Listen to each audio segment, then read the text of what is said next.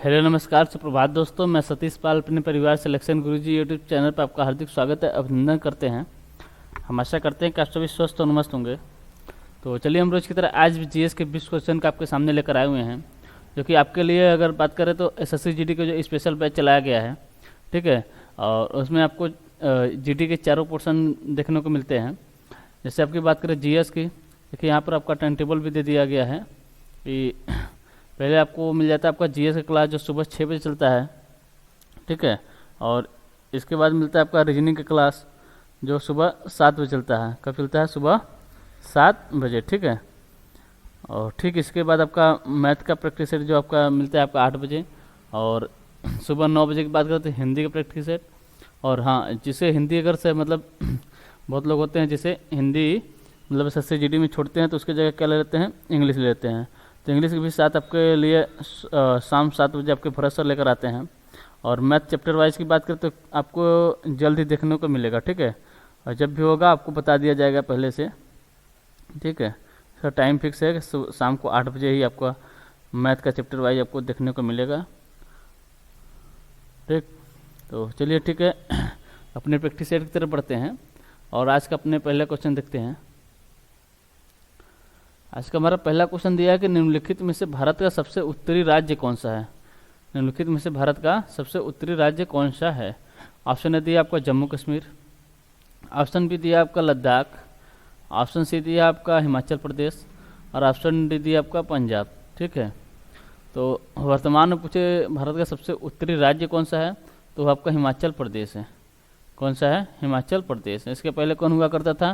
तो उसमें था जम्मू कश्मीर। जम्मू कश्मीर उसमें क्या था? राज्य था। वर्तमान में क्या है आपका? केंद्र शासित प्रदेश है, ठीक है। जब जम्मू कश्मीर मतलब केंद्र शासित प्रदेश में अगर पूछे कब मतलब बना जम्मू कश्मीर को केंद्र शासित प्रदेश अगर पूछे कब बनाया गया, तो बनाया गया था आपका 31 अक्टूबर 2019 को।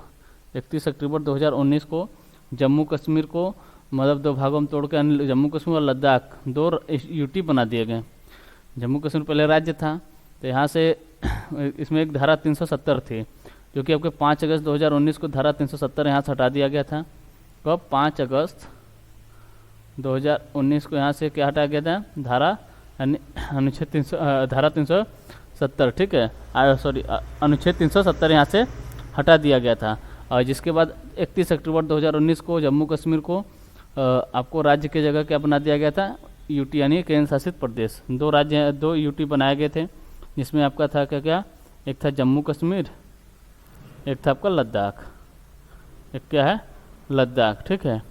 अगर आपसे क्वेश्चन पूछता है कि भारत का सबसे उत्तरी राज्य या केंद्र शासित प्रदेश कौन सा है, राज्य या केंद्र शासित प्रदेश कौन सा है, तो हो जाएगा आपका लद्दाख। और पूछेगा राज्य कौन सा है, तो हो जाएगा आपका हिमाचल प्रदेश हो जाएगा, ठीक है। और जब ये जम्मू कश्मीर आपका 2 भागों में यानी उत्तर जम्मू कश्मीर और लद्दाख केंद्र शासित प्रदेश बना, तब उसमें अगर पूछे भारत में कितने राज्य और कितने यूटी थे, टोटल आपके थे 28 राज्य। कितने? इसके पहले 29 राज्य थे, लेकिन जब जम्मू कश्मीर को केंद्र शासित प्रदेश बना दिया तो 28 राज्य प्लस 9 यूटी हो गए थे, यानी 9 केंद्र शासित प्रदेश, ठीक है। और इसके ठीक बाद अगर बात करें कब? 26 जनवरी 2020 को। 26 जनवरी 2020 को क्या हुआ? इस दिन आपको दादर नगर हवेली और दमन दीव यानी 2 केंद्र शासित प्रदेशों को एक में मर्ज कर दिया गया। कब मर्ज किया गया? ये किया गया आपको 26 जनवरी 2020 को, ठीक है। तो अब टोटल वर्तमान में कितने राज्य हैं? टोटल 28 राज्य हैं। टोटल 28 राज्य हैं। कितने यूटी हैं? 8 यूटी हैं, यानी 8 केंद्र शासित प्रदेश हैं, ठीक। चलिए अगला क्वेश्चन देखते हैं। अगला क्वेश्चन दिया, समुद्र तट महोत्सव निम्न में से किस राज्य या केंद्र शासित प्रदेश में मनाया जाता है?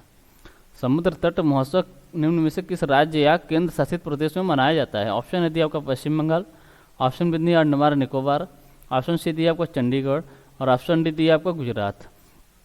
तो समुद्र तट महोत्सव किसकी बात करें? समुद्र तट महोत्सव किस राज्य यूटी में मनाया जाता है? तो मनाया जाता है आपके अंडमान निकोबार में। किसमें मनाया जाता है? अंडमान निकोबार में, ठीक है। यानी ऑप्शन बी हमारा जो है ये सही आंसर होता है। अगर पूछे यहाँ पर और कौन सा मतलब और कौन सा महोत्सव मनाया जाता है, तो यहाँ पर एक है मरियमपन, क्या है? मरियमन, ठीक है। ये कौन सा, ये कहाँ मनाया जाता है? ये आपके अंडमान निकोबार में मनाया जाता है। यहीं पर एक मनाया जाता है आपका मानसून महोत्सव, मानसून महोत्सव, मानसून महोत्सव, ठीक है। तो क्या हो गया आपका, एक हो गया आपका समुद्र तट महोत्सव, एक होगा आपका मरीमन, और एक हो गया आपका मानसून महोत्सव। ये सब आपके अंडमान निकोबार में मनाए जाते हैं। अगला क्वेश्चन देखते हैं। अगला क्वेश्चन दिया भारतीय संविधान के भाग 2 में, भाग 2 में उल्लेखित नागरिकता में कुल कितने संशोधन किए गए हैं। मतलब नागरिकता किस में दिया गया है, संविधान कितने संविधान के भाग 2 में नागरिकता के बारे में बात की गई है। अनुच्छेद कहाँ से कहाँ तक, अनुच्छेद 5 से 11 तक क्या है, नागरिकता है आपका। भाग 1 में राज्य एवं संघ यानी अनुच्छेद 1 से 4 तक आपका भाग 1 है, और भाग 2 की बात करें तो अनुच्छेद 5 से 11 तक है। तो यही पूछा अनुच्छेद 5 से 11 तक क्या दिया गया आपका, नागरिकता के बारे में बताया गया है। पूछा नागरिकता में कितनी बार संशोधन किए गए हैं, कितनी बार संशोधन किए गए हैं। ऑप्शन ने दिया आपका 5, ऑप्शन बी दिया आपका 6, ऑप्शन सी दिया आपका 7 और ऑप्शन डी दिया 8। तो अगर पूछे नागरिकता में कुल टोटल 5 बार संशोधन किए जा चुके हैं। पहला संशोधन कब हुआ था, तो हुआ था आपका 1986 में, ठीक है। दूसरा संशोधन इसके बाद कब किया गया, तो किया गया था 1992 में, 1992 में। और पूछे तीसरा संशोधन कब हुआ, ये हुआ आपका 2005 में। चौथे संशोधन की बात करें तो हुआ था आपका 2015 में, और पाँचवा संशोधन हुआ था आपका 2019 में। कब, 2019 में, ठीक है। तो टोटल कितने संशोधन नागरिकता में हो चुके हैं आपके, टोटल 5 संशोधन किए जा चुके हैं, ठीक। अगला क्वेश्चन देख लेते हैं। अगला क्वेश्चन दिया सिकंदर भारत में कितने माह तक रहा था। सिकंदर भारत में कितने माह तक रहा था। ऑप्शन दिया आपका 18 माह, ऑप्शन बी दिया आपका 17 माह, ऑप्शन सी दिया 19 माह, और ऑप्शन डी दिया आपका 20 माह। किसकी बात कर रहा है, सिकंदर की। किसकी, सिकंदर की बात कर रहा है। अगर पूछे सिकंदर कहाँ का शासक था, सिकंदर था आपका मकदूनिया, कहाँ का, मकदूनिया यानी मैसेडोनिया इसे कहा जाता है, मकदूनिया का शासक था, ठीक है। इसके पिता कौन थे, सिकंदर के पिता कौन थे, इसके पिता का नाम क्या था, इसके पिता का नाम था फिलिप। क्या नाम था, इसके पिता का नाम क्या था, फिलिप था, ठीक है। अब पूछे ये भारत कब आया था, तो भारत आया था आपका 326 बीसी में। भारत ये 326 बीसी में आया था। पूछा था किस दर्रे से आया था, तो आया था आपका खैबर दर्रे से। कहाँ से, खैबर दर्रा से भारत में आया था, ठीक है। अब पूछे वापस कब गया था, वापस अगले साल ही चला गया, कब, 325 बीसी में। 325 बीसी में ये वापस चला गया था, वापस चला गया था। इसकी मृत्यु कब हुई थी, इसकी मृत्यु हुई थी 323 बीसी में, ठीक है। और इन्होंने मतलब सिकंदर ने भारत में एक युद्ध लड़ा था, इसे क्या कहता है, इसे कहा जाता है आपको झेलम या वितेस्ता का युद्ध या हाइडे स्पीच का युद्ध। क्या है, हाइडे स्पीच का युद्ध, ठीक है। ये कब लड़ा गया था, ये भी आपके 325 बीसी में ही लड़ा गया, ठीक है। किसके किसके साथ हुआ था, सिकंदर और राजा पोरस के साथ। सिकंदर प्लस राजा पोरस, राजा पोरस के बीच यह युद्ध लड़ा गया था, ठीक है। इसे किस नाम से जाना था, हाइडे स्पीच या वितेस्ता या झेलम का युद्ध भी कहा जाता है, ठीक है। तो पूछा था सिकंदर कब से भारत में कितने माह तक रहा था, ये रहा था 19 माह तक। कितने माह तक, 19 माह तक रहा था, ठीक। कहाँ का शासक था, मकदूनिया का शासक था। भारत कब आया, भारत आया 326 बीसी में आया। किस दर्रे से आया, खैबर दर्रे से आया। इसके पिता का नाम क्या था, फिलिप था। इस ये वापस कब चला गया, 325 बीसी में ही वापस चला गया था, ठीक है। इन्होंने भारत में एक युद्ध लड़ा जिसका नाम था हाइडे स्पीच, झेलम या वितेस्ता का युद्ध। कब लड़ा गया, 325 बीसी में ही लड़ा गया, ठीक। इसके किसके बीच हुआ, सिकंदर और राजा पोरस के बीच यह युद्ध लड़ा गया था, ठीक है। अगला क्वेश्चन देखते हैं। अगला क्वेश्चन दिया भौतिक रूप से भारत को कितने भागों में बांटा गया है। भौतिक रूप से भारत को कितने भागों में बांटा गया है। ऑप्शन दिया 5, ऑप्शन बी दिया 6, ऑप्शन सी दिया 7 और ऑप्शन डी दिया 8। तो भौतिक रूप से अगर पूछे भारत कितने भागों में बांटा गया है, ये बांटा गया आपके 6 भागों में। कितने, 6 भागों में, यानी ऑप्शन बी हमारा जो है ये सही आंसर होता है। भारत के अगर पूछे पूरे भारत के क्षेत्रफल कितना है, तो 32,87,263 वर्ग किमी इसका क्षेत्रफल है। और इसे कितने भागों में बांटा गया है, भौतिक रूप से तो 6 भागों में बांटा गया है। वो 6 भाग का नाम मतलब कौन कौन से भागों में बांटा गया है, पहला बात करते हैं, एक हो गया आपका उत्तर का मैदान, क्या है, पहले बात करें उत्तर का मैदान, उत्तर के मैदान हो गए, और कौन से उत्तर के पर्वत हो गए, उत्तर के पर्वत हो गए, उत्तर के पर्वत हो गए। एक हो गया आपका प्रायद्वीपी, प्रायद्वीपी, प्रायद्वीपी पठार हो गया, प्रायद्वीपी पठार हो गया। थार का मरुस्थल हो गया, थार का मरुस्थल हो गया, थार का मरुस्थल हो गया। एक हो गया आपका तटीय मैदान हो गया, क्या हो गया, तटीय मैदान हो गया, तटीय मैदान हो गया। ठीक है, उत्तर के मैदान, उत्तर के पर्वत, द्वीपीय पठार, थार का मरुस्थल और तटीय मैदान। और क्या बचा है, बचा है आपका द्वीप समूह, द्वीप समूह। ठीक है, ये 6 भागों में आपको भारत को बांटा गया है। ठीक, चलिए अगला क्वेश्चन देखते हैं। अगला क्वेश्चन दिया, महाबलीपुरम मंदिर निम्न में से किस राज्य में स्थित है। महाबलीपुरम मंदिर निम्न से किस राज्य में स्थित है। ऑप्शन ने दिया केरल, ऑप्शन बी दिया आपका कर्नाटक, ऑप्शन सी दिया तमिलनाडु और ऑप्शन डी दिया आंध्र प्रदेश। तो महाबलीपुरम मंदिर की बात कर रहा था, कहाँ पर स्थित है, आपके तमिलनाडु में स्थित है। इसे अगर पूछे किसने बनाया था, इसे बनवाया था आपको नरसिंह वर्मन द्वितीय ने बनवाया था। किसे बनवाया था, किसने बनवाया था, सॉरी किसने बनवाया था, ये बनवाया था आपके नरसिंह वर्मन, नरसिंह वर्मन द्वितीय ने बनवाया था, नरसिंह वर्मन द्वितीय ने इसे बनवाया था। ठीक है, अगर हम पूछे तमिलनाडु में और मंदिर की बात करें, यहाँ पर एक मीनाक्षी मंदिर, कौन सा मंदिर है, मीनाक्षी मंदिर है। कहाँ पर है, तमिलनाडु के मदुरै में है, वैगई नदी के तट पर है। कहाँ पर है, तमिलनाडु के मदुरै शहर में है। किस नदी के तट पर है, वैगई नदी के तट पर है। ठीक है, मीनाक्षी मंदिर ये किसको समर्पित है, तो भगवान शिव और माता पार्वती को समर्पित है। इसे किसने बनवाया था, इसे बनवाया था पांडव शासकों ने बनवाया था, पांडव शासकों ने बनवाया था, पांडव शासकों ने आपको मीनाक्षी मंदिर को बनवाया था। यहीं पर एक है बृहदेश्वर मंदिर, बृहदेश्वर मंदिर, बृहदेश्वर मंदिर इसे किसने बनवाया था, इसे राजराज चोल ने बनवाया, राजराज चोल ने बृहदेश्वर मंदिर बनवाया था। एक है आपका श्रीपुरम, क्या है, Sripuram golden temple, golden temple, Sripuram golden temple अगर पूछे किसने बनवाया था, इसे चोल शासकों ने बनवाया था। किसने, चोल शासकों ने बनवाया था।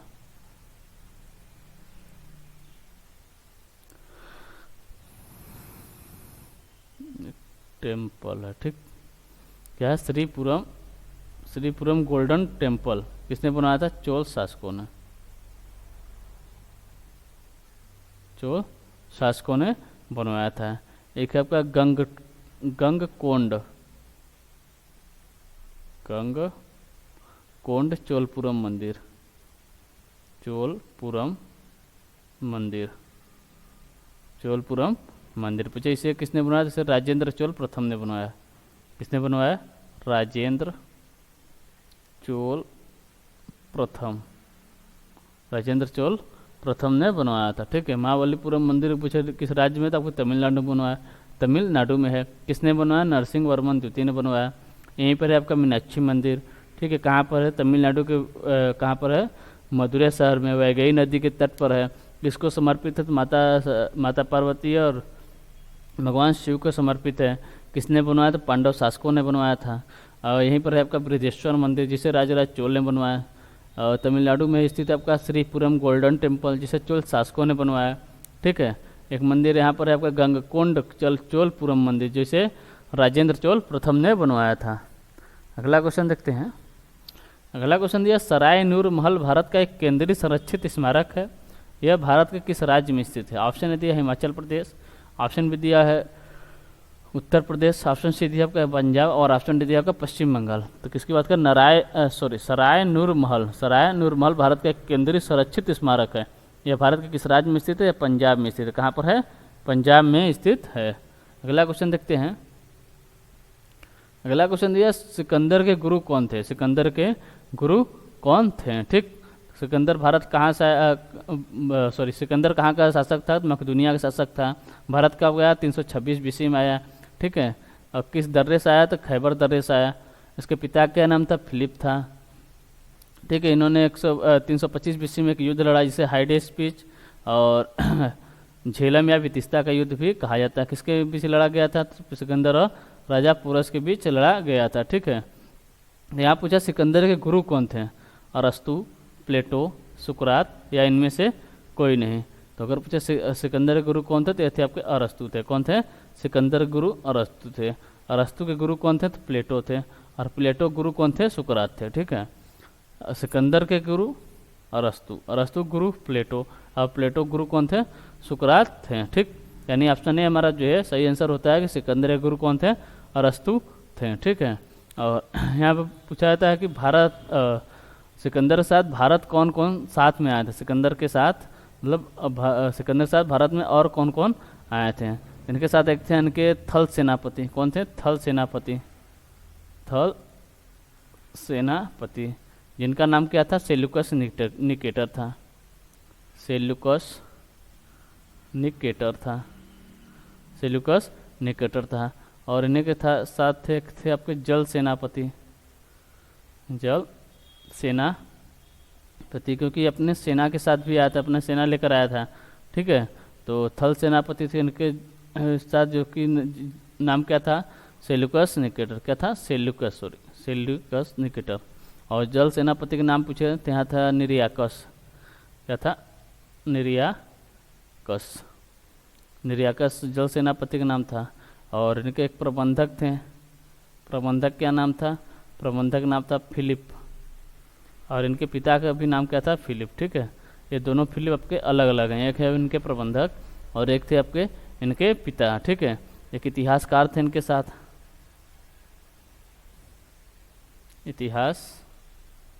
एक इतिहासकार थे जिनका नाम बताया था आपका एना सिक्रिटस। क्या नाम बताया जाता है? एना सिक्रिटस। एना सिक्रिटस। एक और इतिहासकार थे जिनका नाम बताया जाता है ओरिस्टोबुलस। ओरिस्टोबुलस। ये दो आपके इतिहासकार भी इनके साथ कहाँ भारत आए थे।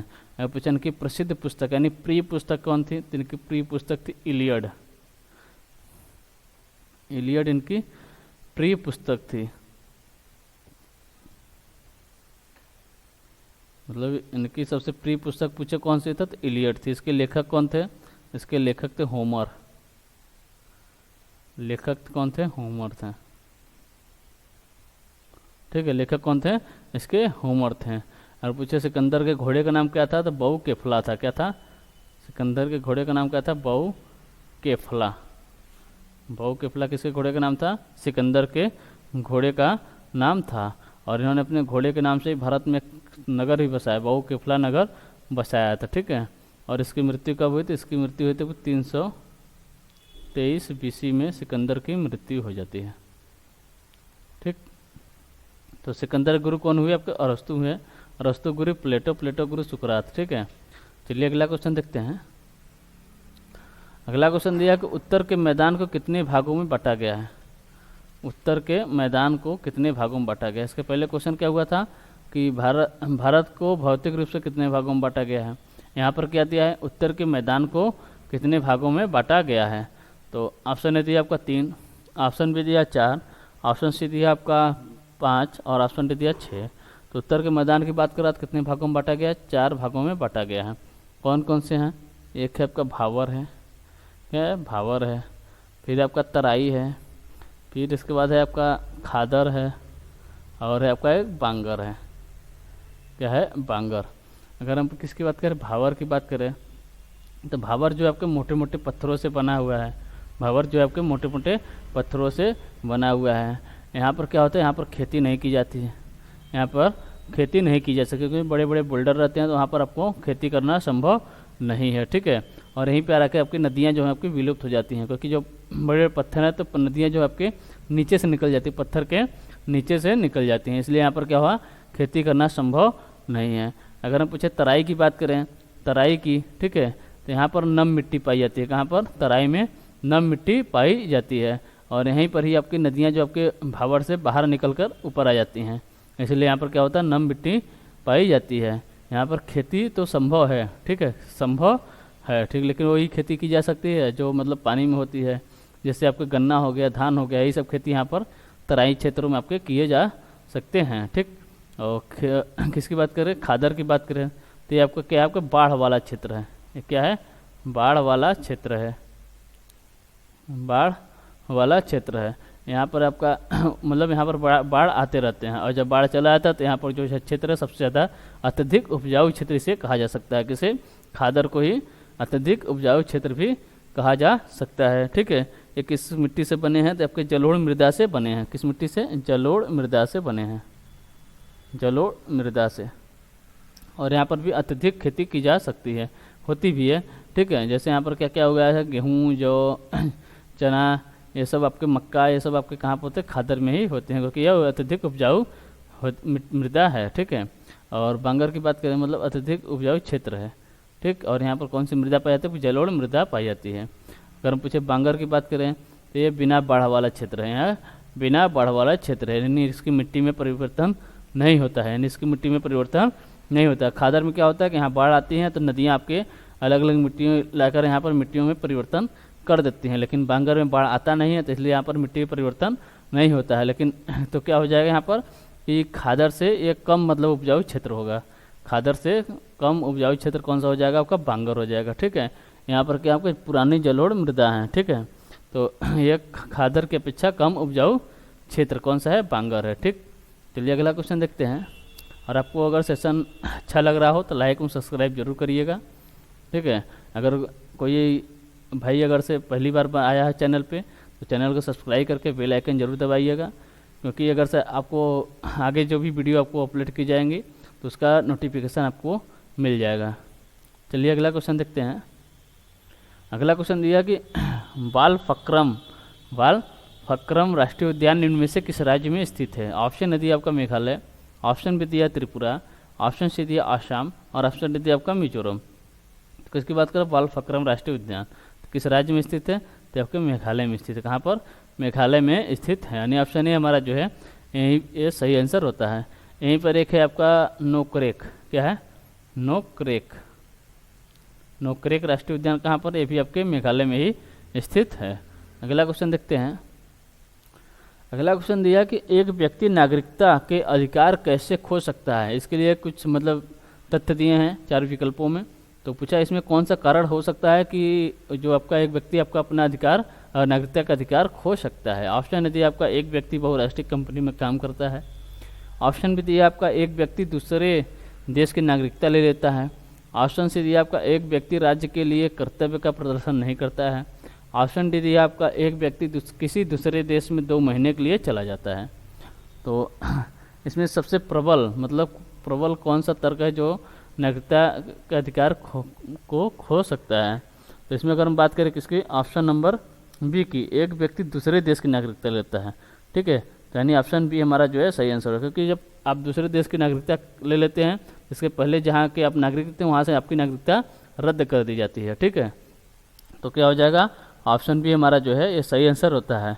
ऑप्शन डी दिया था कि एक व्यक्ति किसी दूसरे देश में 2 माह के लिए जाता है, तो यानी तो जा रहा है किसी काम से गया होगा, ठीक है, तो फिर वापस आ सकता है। लेकिन जब आप दूसरे देश की नागरिकता ले लेते हैं तो आपके पहले जिस देश के नागरिक थे वहाँ से आपकी नागरिकता रद्द कर दी जाती है, ठीक है। अगला क्वेश्चन देखते हैं।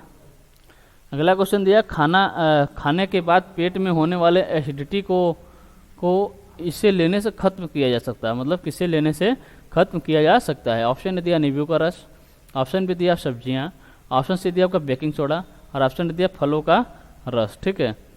तो खाने के बाद पेट में होने वाले एसिडिटी को इसे लेने से खत्म किया जाता है। किसको लेने से खत्म किया जाता है? तो बेकिंग सोडा को, सोडियम बाइकार्बोनेट, ठीक है, इसे ही क्या कहते हैं? खाने का सोडा भी कहा जाता है। किसे लेने से? बेकिंग सोडा से, यानी NaHCO3, NaCO3 यानी बेकिंग सोडा, यानी खाने का सोडा भी से कहा जाता है, ठीक है। अगला क्वेश्चन देखते हैं। अगला क्वेश्चन दिया मेघालय के पठार के अंतर्गत कितनी पहाड़ी आती हैं? मेघालय के पठार जो है आपके उसके अंतर्गत कितनी पहाड़ी आती हैं? ऑप्शन दिया 4, ऑप्शन बी दिया 5, ऑप्शन सी दिया आपका 6 और ऑप्शन डी दिया आपका 7। तो अगर पूछे मेघालय के पठार के अंतर्गत कितनी पहाड़ी आती हैं, तो यहाँ आती हैं टोटल आपके 5 पहाड़ी आती हैं। कौन कौन सी हैं, तो एक है आपकी गारो पहाड़ी, एक है आपकी खासी पहाड़ी, एक है आपकी जयंतिया पहाड़ी, क्या है जयंतिया पहाड़ी, एक है आपकी मिकिर पहाड़ी, मिकिर पहाड़ी, एक है आपकी रेगमा पहाड़ी। ये आपकी 5 पहाड़ियाँ जो आपके मेघालय के पठार के अंतर्गत आती हैं। और इसमें से 3 पहाड़ियाँ जो हैं आपकी गारो, खासी और जयंती, ये कहाँ पर हैं, आपके मेघालय राज्य में है। कहाँ पर है, मेघालय राज्य में है। अब बाकी 2 कौन कौन सी, मिकिर, ये है आपकी मिकिर पहाड़ी, मिकिर पहाड़ी और रेगमा पहाड़ी, ये दोनों किस राज्य में है, ये दोनों आपकी असम में है। कहाँ पर है, असम में। अगर पूछे मेघालय राज्य में कितनी पहाड़ियाँ हैं, तो अगर पूछे मेघालय राज्य में मेघालय या शिलांग के पठार के कितनी पहाड़ियाँ हैं, तो 3 पहाड़ियाँ हैं, गारो, खासी, जयंतियाँ। अगर पूछे मेघालय पठार के अंदर कितनी पहाड़ियाँ हैं, टोटल कितनी का पहाड़ियाँ हैं, तो आपकी 5 पहाड़ियाँ हैं, गारो, खासी, जयंतिया, मिकिर और रेगमा। ठीक है। अगर पूछे खासी पहाड़ी की पूछें, खासी पहाड़ी की बात करें, तो यहाँ पर जो है आपके मेघालय की राजधानी जो है, अगर पूछे शिलांग, मेघालय की राजधानी क्या है, शिलांग। शिलांग पूछे किस पहाड़ी पर स्थित है, तो आपके खासी पहाड़ी पर ही स्थित है। शिलांग, शिलांग किस पहाड़ी पर स्थित है, खासी पहाड़ी पर ही स्थित है। यहीं पर आपके चेरापूंजी और विश्व में सर्वाधिक वर्षा वाला स्थान कौन सा, मासिनराम, ये दोनों भी आपके कहाँ पर स्थित है, ये भी आपके खासी पहाड़ी पर ही स्थित है। चेरापूंजी, चेरापूंजी और मासिनराम, मासिनराम, ये 2 स्थान भी आपके कहाँ पर स्थित है, ये दोनों भी आपके खासी पहाड़ी पर ही स्थित हैं। अगला क्वेश्चन देखते हैं। अगला क्वेश्चन दिया, विश्व रेडियो दिवस एवं राष्ट्रीय महिला दिवस किस दिन मनाया जाता है। विश्व रेडियो दिवस एवं राष्ट्रीय महिला दिवस किस दिन मनाया जाता है। ऑप्शन दिया 24 फरवरी, ऑप्शन बी दिया आपका 21 फरवरी, ऑप्शन सी दिया आपका 20 फरवरी और ऑप्शन डी दिया आपका 13 फरवरी। तो विश्व रेडियो दिवस एवं राष्ट्रीय महिला दिवस की बात करें, कब मनाया जाता है, मनाया जाता है 13 फरवरी को मनाया जाता है। कब, 13 फरवरी को मनाया जाता है। और फिर 20 फरवरी को कौन सा दिवस मनाया जाता है, यहाँ पर मनाया जाता है विश्व सामाजिक न्याय दिवस। विश्व सामाजिक न्याय दिवस, विश्व सामाजिक न्याय दिवस कब मनाया जाता है, 20 फरवरी को मनाया जाता है। 21 फरवरी कौन सा दिवस मनाया जाता है, यहाँ मनाया जाता है आपका अंतर्राष्ट्रीय मातृभाषा दिवस। मातृभाषा दिवस कब मनाया जाता है, आपके 21 फरवरी को मनाया जाता है। 24 फरवरी को पूछो कौन सा दिवस मनाया जाता है, यहाँ मनाया जाता है केंद्रीय उत्पाद शुल्क दिवस। उत्पाद शुल्क दिवस, केंद्रीय उत्पाद शुल्क दिवस कब मनाया जाता है, 24 फरवरी को। अंतर्राष्ट्रीय मातृभाषा दिवस कब मनाया जाता है, 21 फरवरी को मनाया जाता है। विश्व सामाजिक न्याय दिवस कब मनाया जाता है, 20 फरवरी को मनाया जाता है। और विश्व रेडियो दिवस एवं राष्ट्रीय महिला दिवस किस दिन मनाया जाता है, आपको 13 फरवरी को मनाया जाता है। यानी ऑप्शन डी हमारा जो है सही आंसर होता है। अगला क्वेश्चन देखते हैं। क्वेश्चन नंबर 15 दिया है कि शेख सलीम चिश्ती की दरगाह कहाँ पर है। शेख सलीम चिश्ती की दरगाह कहाँ पर है। ऑप्शन ने दिया आपका अजमेर, ऑप्शन बी दिया आपका फतेहपुर सिकरी, ऑप्शन सी दिया आपका आगरा और ऑप्शन डी दिया आपका बिहार शरीफ। तो अगर पूछे शेख सलीम चिश्ती की दरगाह कहाँ पर है, तो आपके फतेहपुर सिकरी में है। कहाँ पर, फतेहपुर सिकरी में। यानी ऑप्शन बी हमारा जो है ये सही आंसर होता है। अगला क्वेश्चन दिया, हरित क्रांति में किसे शामिल नहीं किया गया है। हरित क्रांति में किसे शामिल नहीं किया गया है। ऑप्शन दिया गांव के लड़कों के सुधार को, ऑप्शन बी दिया बीजों की अधिक उपज देने वाले किस्मों को, ऑप्शन सी दिया आपको सिंचाई की अच्छी तरह विकसित प्रणाली को, ऑप्शन डी दिया खेतों को उन्नत तकनीक के उपयोग को। तो अगर पूछे हरित क्रांति में किसे शामिल नहीं किया गया है, तो शामिल नहीं किया गया है आपका गाँव के लड़कों के सुधार के। हरित क्रांति का कोई संबंध गांव के लड़कों से नहीं है। ठीक है, यानी ऑप्शन ए हमारा जो है ये सही आंसर होता है। अगला क्वेश्चन देख लेते हैं। अगला क्वेश्चन दिया, मध्य प्रदेश में स्थित पन्ना की खान किस पर्वत में है। किस पर्वत पे है। ठीक है, पन्ना की खान जिसे हीरा की खान भी कहा जाता है। तो मध्य प्रदेश में स्थित पन्ना की खान पूछे किस पर्वत पर है, तो आपके विंध्य पर्वत पर। कहाँ पर है, विंध्य पर्वत पर। यानी ऑप्शन ए हमारा जो है ये सही आंसर होता है। ठीक है, विंध्य पर्वत जो है आपके उत्तर भारत और दक्षिण भारत को अलग भी करता है।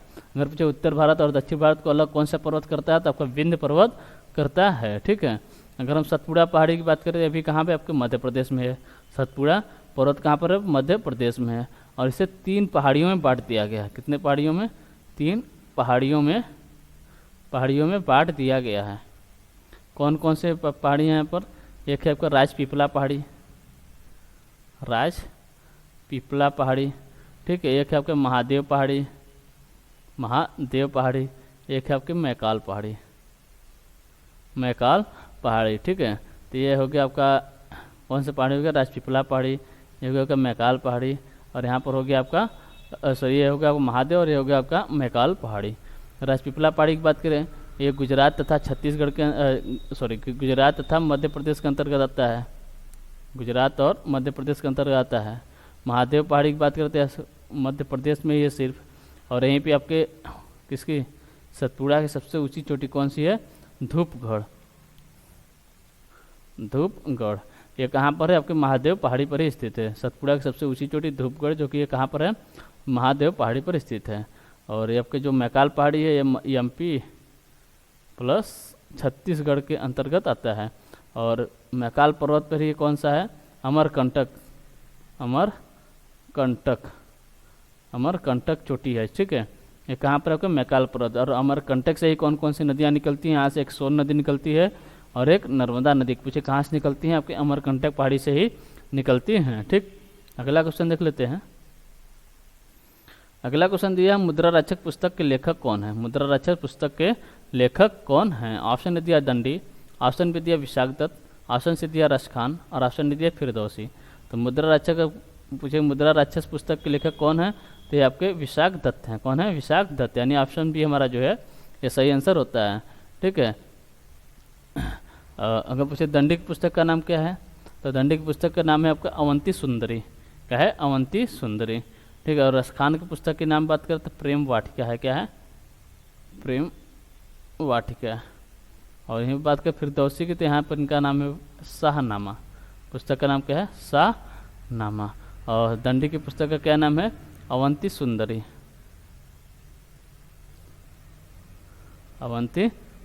ठीक है। अगला क्वेश्चन देखते हैं। अगला क्वेश्चन दिया, सेंट्रल लेदर रिसर्च इंस्टीट्यूट किस शहर में स्थित है? सेंट्रल लेदर रिसर्च इंस्टीट्यूट किस शहर में स्थित है? ऑप्शन ने दिया कानपुर, ऑप्शन भी दिया आपका बेंगलुरु, ऑप्शन से दिया चेन्नई, और ऑप्शन ने दिया कोयम्बटूर। तो सेंट्रल लेदर रिसर्च इंस्टीट्यूट अगर पूछे किस शहर में स्थित है, तो आपके चेन्नई में स्थित है। कहाँ पर? चेन्नई, तमिलनाडु में। ठीक है। कहाँ पर? चेन्नई, तमिलनाडु में। कानपुर की बात करें तो यहाँ पे आपका नेशनल शुगर रिसर्च इंस्टीट्यूट। क्या है? National sugar research institute. ठीक। कहाँ पर है? आपका कानपुर में। बेंगलुरु की बात करें तो यहाँ पे आपको national aeronautical laboratory, national aeronautical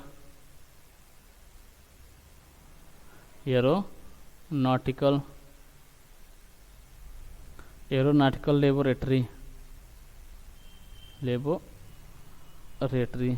और कोयम्बटूर की बात करें तो यहाँ पर गन्ना प्रजनन संस्थान। क्या है? गन्ना प्रजनन संस्थान, ठीक है। कहाँ पर? आपके कोयम्बटूर में स्थित है। अगला क्वेश्चन देखते हैं। अगला क्वेश्चन दिया, खुदा बख्श ओरिएंटल पब्लिक लाइब्रेरी स्थित है। खुदा बख्श ओरिएंटल पब्लिक लाइब्रेरी स्थित है। ऑप्शन दिया कोलकाता में, ऑप्शन भी दिया दिल्ली में, ऑप्शन से दिया लखनऊ में, ऑप्शन भी दिया पटना में। तो खुदा बख्श ओरिएंटल पब्लिक लाइब्रेरी पूछे कहाँ पर स्थित है, तो आपके पटना में स्थित है। कहाँ पर? पटना में स्थित है। यानी ऑप्शन डी हमारा जो है ये सही आंसर होता है। चलिए आज के लिए सिर्फ इतना रखते हैं, मिलते हैं आपसे अगले सेशन में। सेशन आपको अगर अच्छा लग रहा हो तो लाइक एवं सब्सक्राइब जरूर करिएगा और शेयर करना ना भूलिएगा, ठीक है। तो मिलते हैं आपसे अगले सेशन में, तब तक के लिए टेक केयर, बाय बाय, जय हिंद, जय भारत।